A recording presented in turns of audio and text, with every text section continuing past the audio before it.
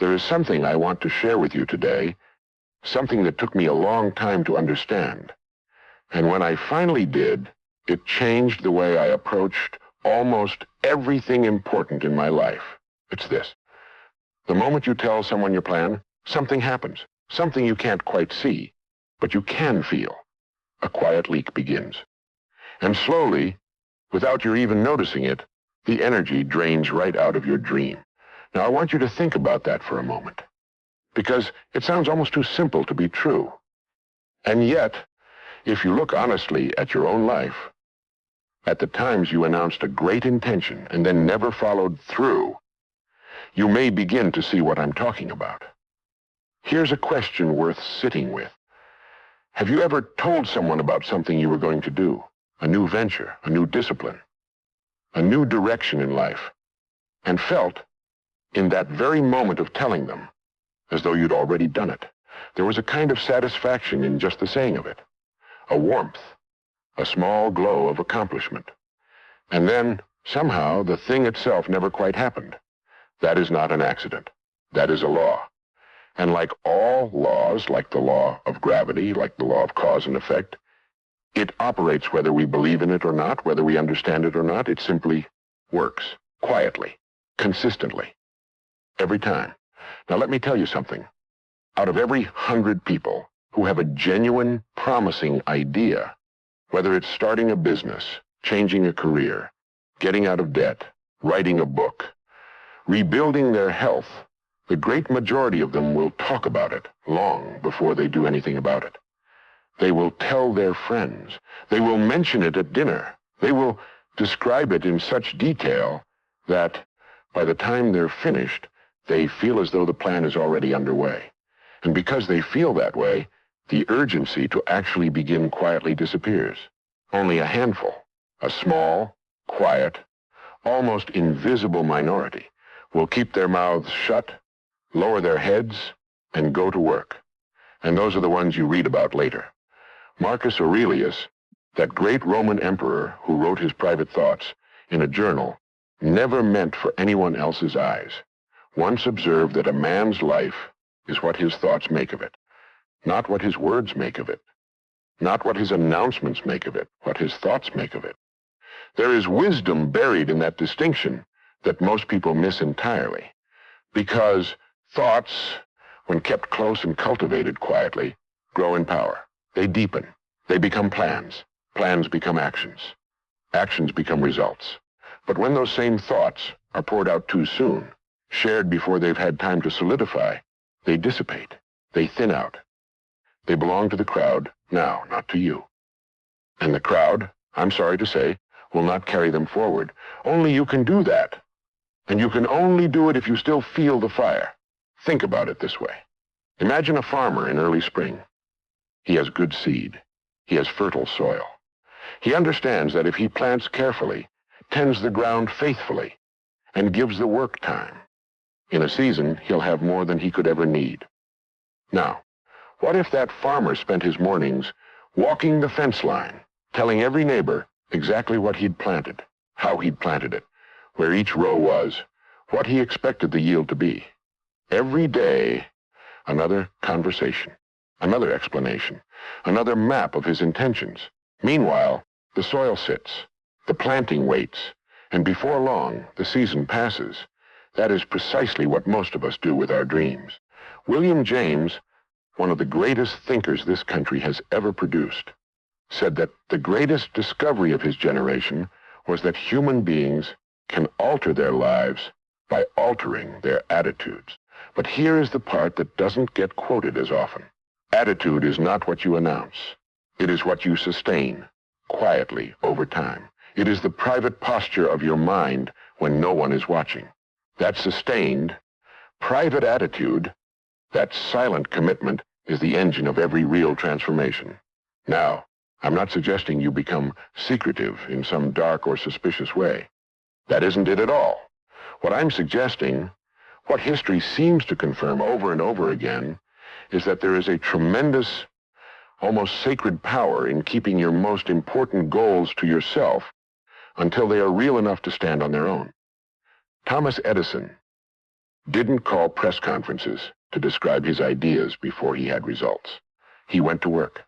Abraham Lincoln didn't circulate drafts of his intentions among his critics for commentary before he acted. He moved. Carnegie built before he announced. Einstein thought before he published. Not because they were secretive men, necessarily, but because they understood, whether consciously or by instinct, that a goal announced too soon becomes a performance. And performance is the enemy of progress. Here's the key. When you tell someone your plan, your brain, and I mean this in the most literal sense, begins to treat the telling as a form of the doing. There is a reason you feel satisfied after you've described a goal to someone who responds with enthusiasm. Your mind registers a kind of social reward, a small sense of completion. And that sense of completion, however false, however premature, quietly erodes the internal pressure that would have pushed you to act. You've already tasted the recognition. Why do the hard work to earn it again? This is not a personal weakness. It is simply how we are built.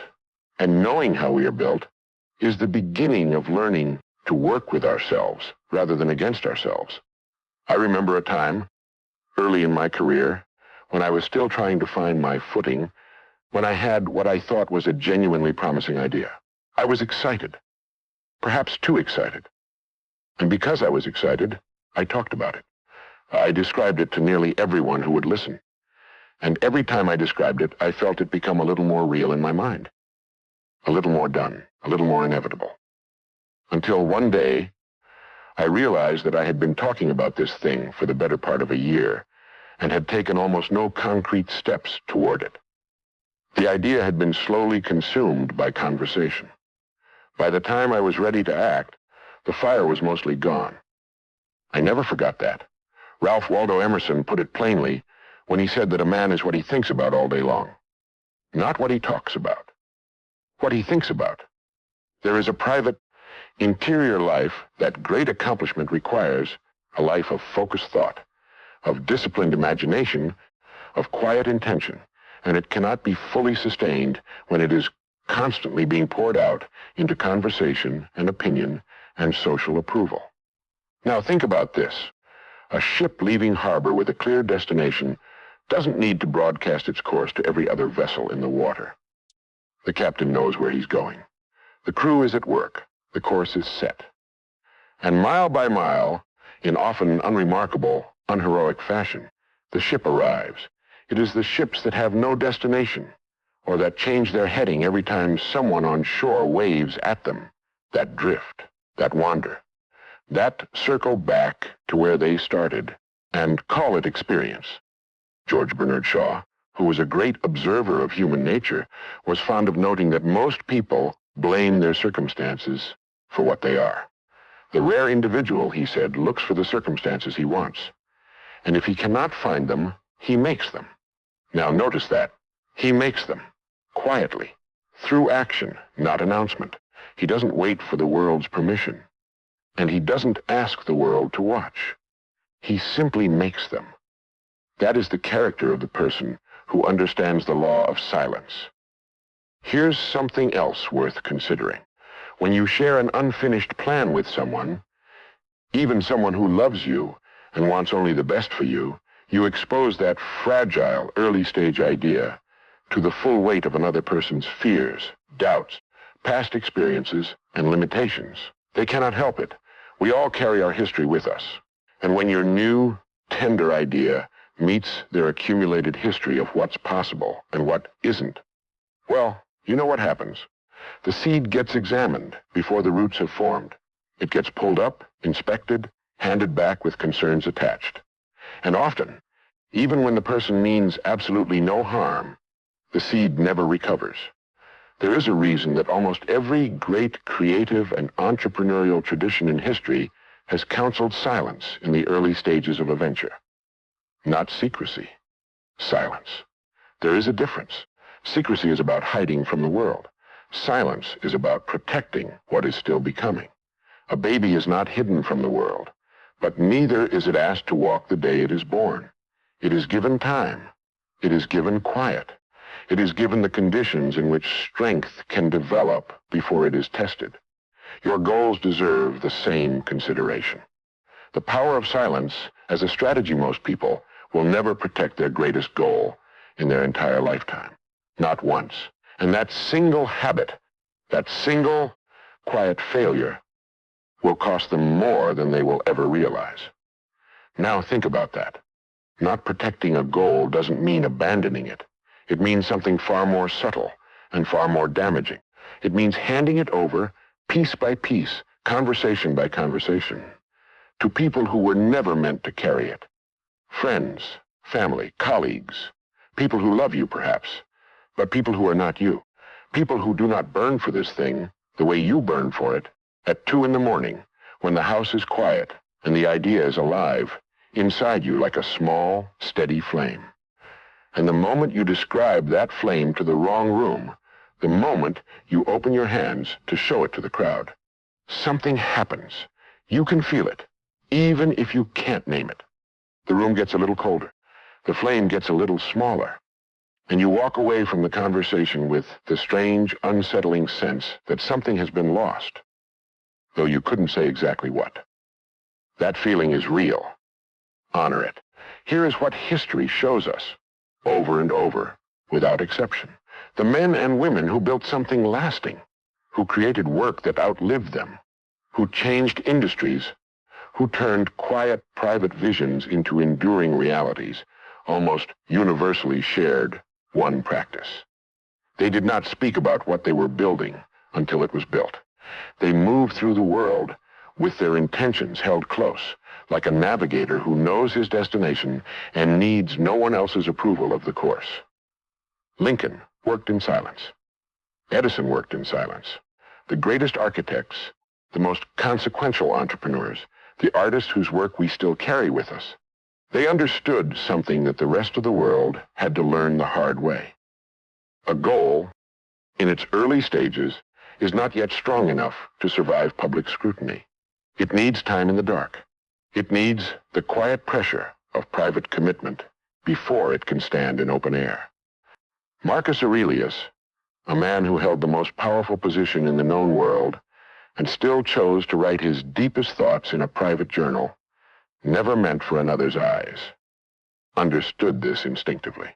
He knew that the interior life, the life of silent intention and disciplined thought, was the source of everything real. And so here is what I want you to carry with you from this. You do not need permission. You do not need consensus. You do not need the room to understand your plan before you begin it. You need only the quiet confidence to keep moving while the world remains unaware. That confidence, that calm, unhurried, almost serene sense of purpose, is not arrogance.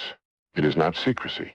It is strategy. The oldest, most proven strategy that serious men and women have always known. Protect the flame. The light, in its own time, will be impossible to miss. The psychological trap of premature announcement there is a moment. And if you've lived with any real ambitions at all, you know this moment.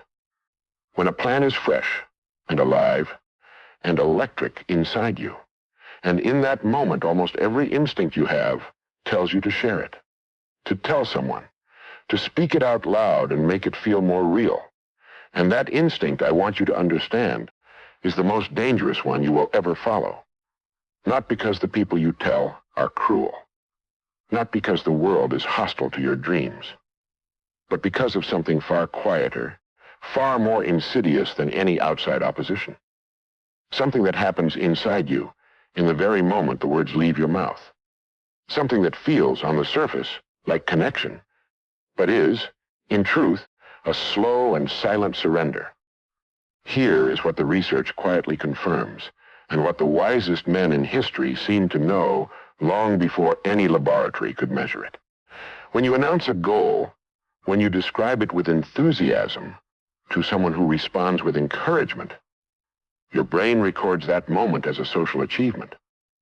A small but real sense of progress registers, not the progress of having done the work, the progress of having been seen intending to do it.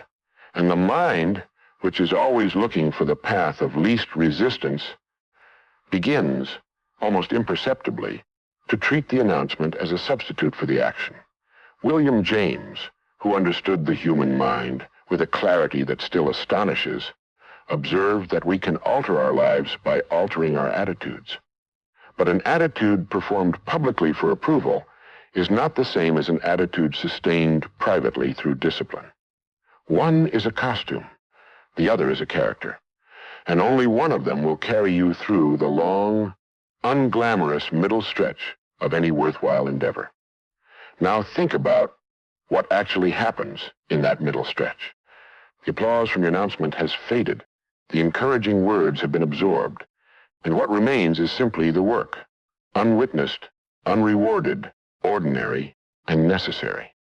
For the person who kept their goal private, that middle stretch is fueled entirely by internal pressure, by the gap between where they are and where they intend to be. That gap is uncomfortable, and discomfort, properly understood, is not an enemy. It is the engine. But for the person who announced, who already received their small measure of recognition, that engine has been quietly switched off. The gap feels narrower than it is. The urgency has been borrowed against, spent early, and is no longer available when it is needed most. This is not a character flaw. It is simply a mechanism. And like any mechanism, once you understand it, you can choose to work with it rather than be undone by it. Here, then, is the steadier path. Make your decision privately. Begin quietly. Let the work accumulate in silence, the way interest accumulates in an account no one is watching. And one morning, without fanfare, without announcement, you will look up and find that the thing is real. That morning is worth every quiet day that preceded it. The difference between dreaming out loud and working in silence there is a kind of person you have almost certainly met. Perhaps you have seen them at a gathering, or across a dinner table, or in a workplace where ambition is common, and results are rare. They are articulate. They are enthusiastic. They can describe their vision with a clarity and a passion that genuinely moves you.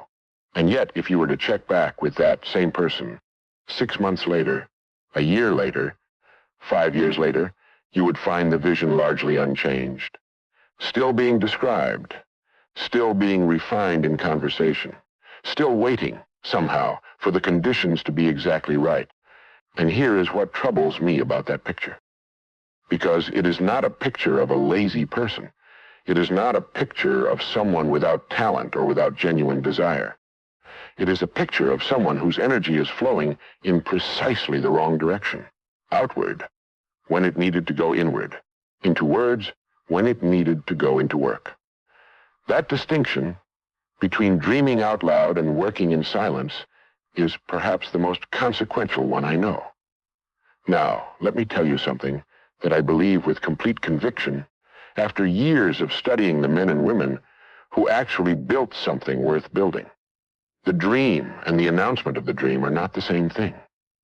They feel the same. In the moment of telling, they feel almost identical. There is passion in both. There is vision in both. But one of them creates, and one of them only consumes. Ralph Waldo Emerson said that a man is what he thinks about all day long, not what he talks about, what he thinks about. And there is a profound difference between the thought that is kept close, turned over quietly, examined privately, sharpened through solitary reflection, and the thought that is immediately poured outward into conversation and reaction and other people's opinions. The thought kept close grows roots. It becomes a plan. The plan becomes a discipline. The discipline becomes a result.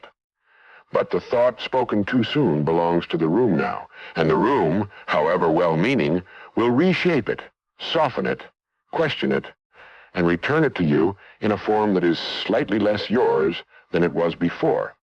Here is what the truly productive person understands that the dreamer does not. Talking about the work and doing the work draw from the same reservoir of energy. Every conversation about what you intend to do costs something. It is not free.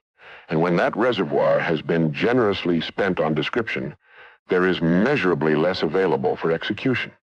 The hours feel the same. The days look the same. But the output tells the whole story.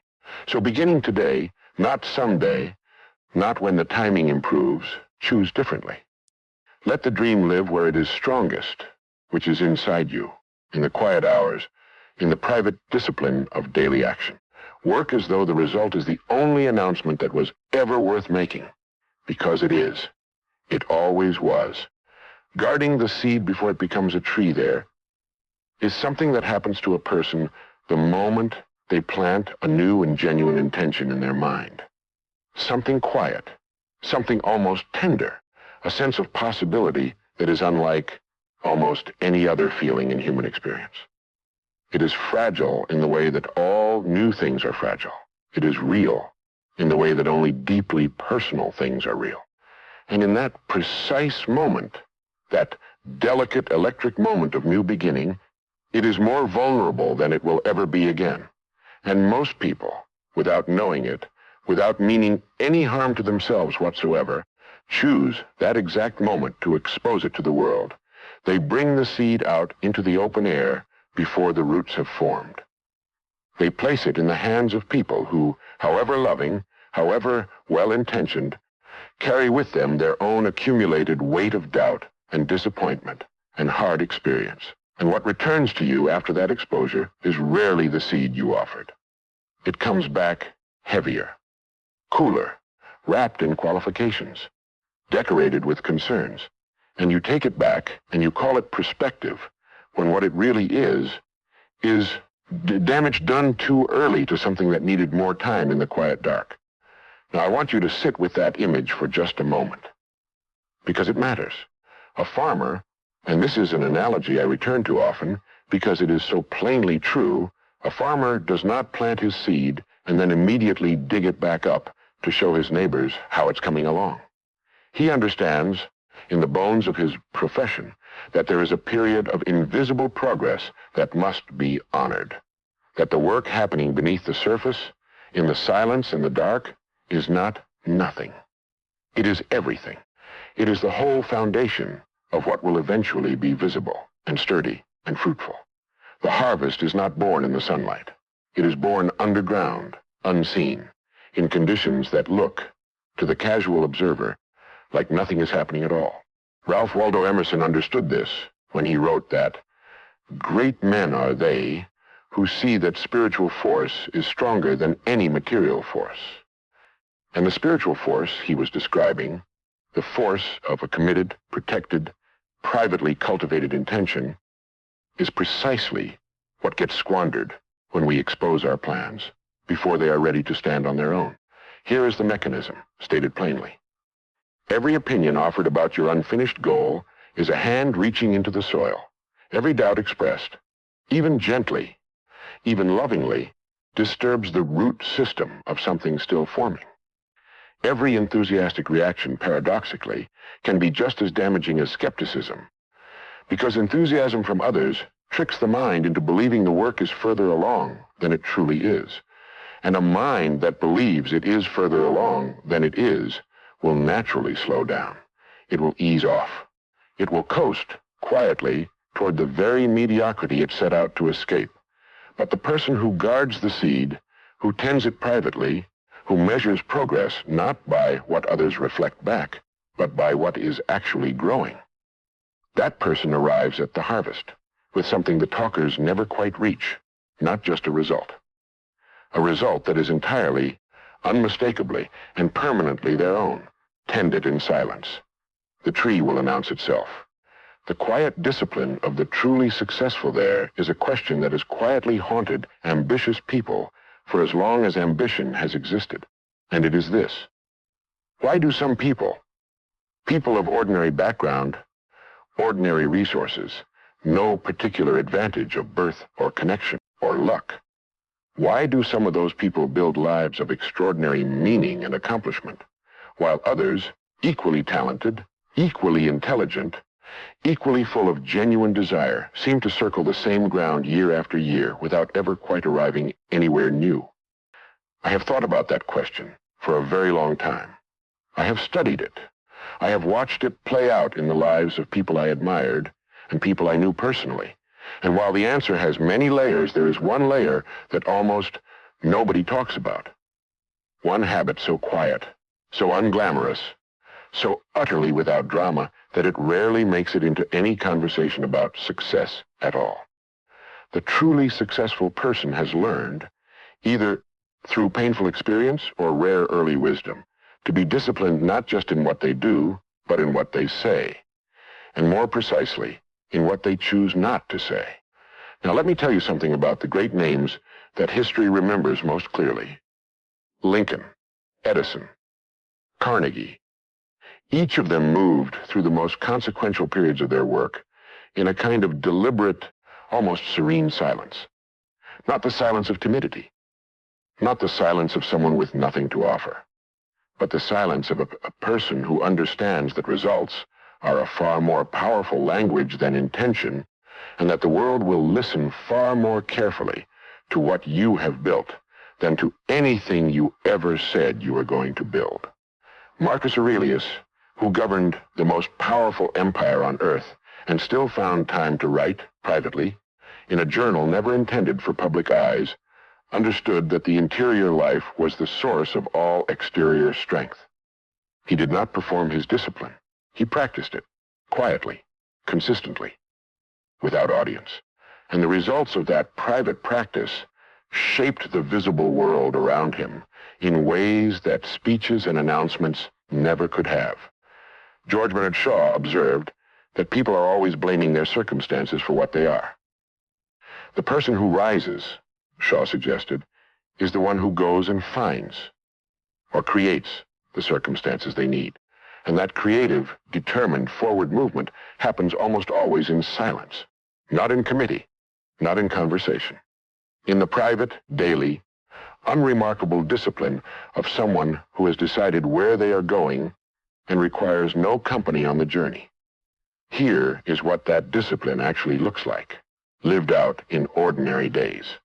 It looks like beginning before you are ready to announce. It looks like measuring your progress against your own standard rather than other people's reactions. It looks like staying at the work on the days when no one is watching, which is most days, which is precisely the point. The truly disciplined person does not perform differently in public than they do in private, because they have built something that does not depend on an audience to remain standing, and that quiet, unshakable, self-sustaining momentum is what separates the life that is merely discussed from the life that is actually lived. Begin in silence. Remain in discipline. Let the work, in its own time, speak with the authority that only results command. That is the whole of it, and it is enough. Now, let me bring this home to something very practical, because I believe that any idea worth your time ought to translate into something you can do. Starting today, here is what I'd like to propose. And I want you to consider it seriously, the way you'd consider a quiet challenge from someone who genuinely wants to see you succeed. Think right now of the one goal, the one genuine intention that matters most to you in this season of your life. You probably already know what it is. It's the thing you think about in quiet moments, the thing that stirs something in you when you let yourself imagine it fully, the thing you've perhaps already talked about a little too much and acted on a little too little. Now make a decision, not an announcement. A decision, a quiet, private, unwitnessed decision to stop describing this goal to others for 30 days, just 30 days. Treat it like a seed you've just planted. Water it with daily action. No matter how small, feed it with focused thought. Protect it from the frost of premature exposure, and see what happens at the end of those 30 days. Not to the impression you've made on others, to the thing itself, to how far it has actually come. You will be astonished, I think, by what silence permits, because here is the truth that all of this comes down to. The idea I want to leave you with today, quietly, the way it deserves to be left. Your most important work will almost never announce itself before it arrives. The results, when they come, will say everything that words never could. And the world which has heard so many promises and so many plans, will pay far more attention to what you've done than to anything you ever said you were going to do. Move in silence. Work with faith. Let the harvest speak. That is enough. That has always been enough.